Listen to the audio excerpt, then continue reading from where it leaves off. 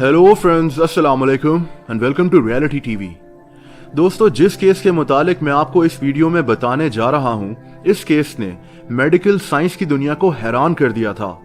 ये case south Africa के एक आदमी मार्टिन पिस्टोरियस का है। ये आदमी 12 साल तक अपने ही जिस्म में कैद रहा, लेकिन कैसे? कहानी तब शुरू होती है जब मार्टिन पिस्टोरियस सिर्फ 12 साल का था।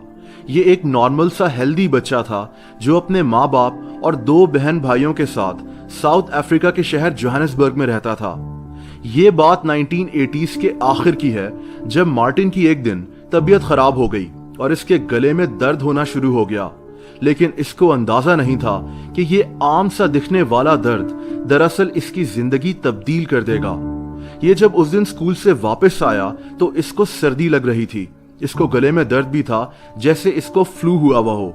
लेकिन किसी को अंदाजा नहीं था कि मार्टिन अब कभी भी मुकम्मल तौर पर सेहतयाब नहीं हो सकता।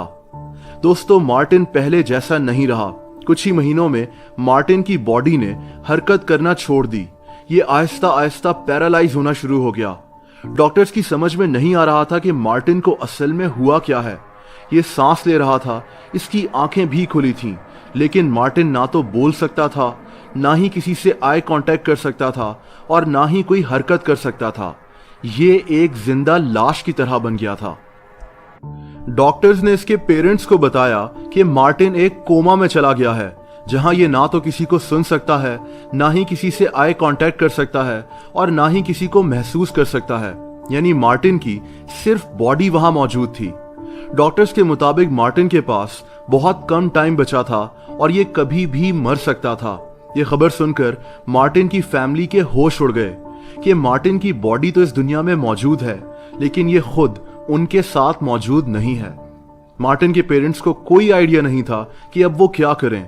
मार्टिन एक कोमा में चला गया था। मार्टिन के वालिद रॉडनी को रात में हर 2 घंटे के बाद उठना पड़ता था ताकि मार्टिन का ध्यान रख सके। लेकिन मार्टिन को खुद कोई एहसास नहीं था कि इसके साथ क्या हो रहा है। दोस्तों, लेकिन किसी के वहमो गुमान में नहीं था कि तकरीबन 4 साल के बाद मार्टिन को होश आना शुरू हो गया था। मार्टिन इस कोमा से बाहर आ रहा था। मार्टिन को लगता था कि इसके दिमाग में हर तरफ धुंध भरी हुई है। इसको इतना अंदाजा था कि इसके साथ कुछ ना कुछ गलत हुआ है, जैसे ये कोई ख्वाब देख रहा है। और फिर कुछ ही अरसे में मार्टिन को मुकम्मल होश आ गया। लेकिन यहाँ कहानी खत्म नहीं होती। यहाँ एक बहुत बड़ा मसला शुरू हो गया। मार्टिन को होश तो आ गया, लेकिन ये ना तो बोल सकता था और ना ही हिल सकता था। ये होश में था, ये बात सिर्फ मार्टिन खुद ही जानता था। यानी इसको सब पता था कि कौन क्या बोल रहा है और दुनिया में क्या हो रहा है, लेकिन ये बात किसी और को नहीं पता थी। यानी मार्टिन एक ऐसे सुनसान जजीरे में मौजूद था जहां ये अकेला फंस चुका था और सिर्फ सोच सकता था। आप इमेजिन करें कि हमें कोई सिर्फ कुछ घंटों के लिए किसी बेड पर लेटने को कहे और हिले बगैर सिर्फ सोचने को कहे। जाहिर सी बात है कि इस हालत में इंसान फ्रस्ट्रेट होना शुरू हो जाता है। और मार्टिन का मसला तो ये था कि ये अपनी हालत के मुतालिक किसी को इशारा कर कर भी नहीं बता सकता था। मार्टिन खुद को किसी जिन की तरह समझता था कि ये इस दुनिया में मौजूद तो है, लेकिन किसी को इस बात का इल्म नहीं है। इस दौरान इसकी फैमिली में और दुनिया में बहुत कुछ हुआ। इसके बहन भाई क्या कर रहे हैं, इसके घर कौन से मेहमान आ रहे हैं, दुनिया में क्या हो रहा है, मार्टिन को सब कुछ पता चल रहा था। ये दुखी होता था, खुश होता था, डिप्रेस फील करता था, लेकिन किसी को पता ही नहीं था कि मार्टिन होश में भी है। इसको मेडिकल साइंस की दुनिया में वेजिटेटिव स्टेट भी कहते हैं। इस दौरान एक दफा तो इसकी मां ने इसको चीख कर यहां तक कह दिया था कि मुझे उम्मीद है कि तुम जल्दी मर जाओ, क्योंकि ये इसकी ऐसी हालत नहीं देख सकती थी। लेकिन इसको ये नहीं पता था कि मार्टिन सब सुन रहा है। मार्टिन के वालिद ने इसका बहुत ज्यादा ख्याल रखा। इसके साथ साथ मार्टिन का ख्याल रखने की जिम्मेदारी एक औरत के पास भी थी। दोस्तों, जब मार्टिन 25 साल का हुआ और इसको लगा कि अब ये सारी जिंदगी ऐसे ही गुजार देगा और अब इसकी सोच ही इसकी दुनिया है, तो एक दिन एक ऐसा करिश्मा हुआ जिसने मार्टिन की जिंदगी फिर से तब्दील कर दी। वो औरत जो मार्टिन का ख्याल रखती थी, उसको एहसास हुआ कि मार्टिन दरअसल होश में है और ये सबको सुन सकता है। इस दौरान मार्टिन ने तकरीबन 12 साल इसी हालत में गुजार दिए थे। ये अपनी बॉडी में ही कैद था।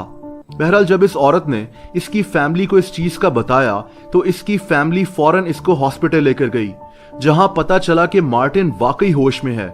दोस्तों कहते हैं ना कि जिसे अल्लाह रखे उससे कौन चखे।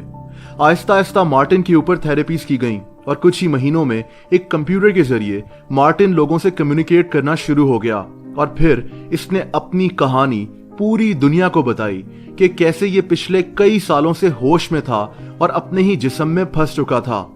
हैरत अंगेज बात यह हुई कि मार्टिन वैसे तो व्हील चेयर पर ही मौजूद था और बोल नहीं सकता था, लेकिन इसने हिम्मत नहीं हारी। मार्टिन ने एक कॉलेज में एडमिशन लिया जहां इसने कंप्यूटर साइंस पढ़ा और फिर अपनी एक वेब कंपनी तक बना ली और काम करना शुरू हो गया।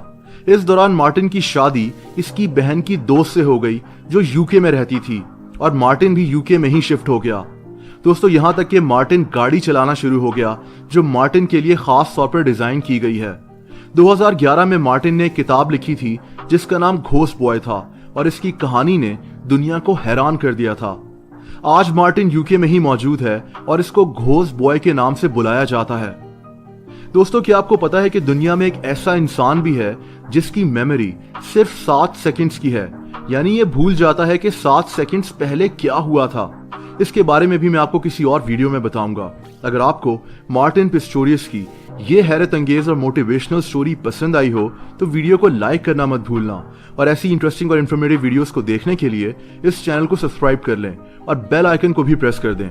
उससे इस चैनल की जो भी नई वीडियोस आती हैं उनके नोटिफिकेशंस आपको यूट्यूब पर मिल जाया करेंगे। अपना बहुत ज्यादा ख्याल रखें। अल्लाह हाफिज।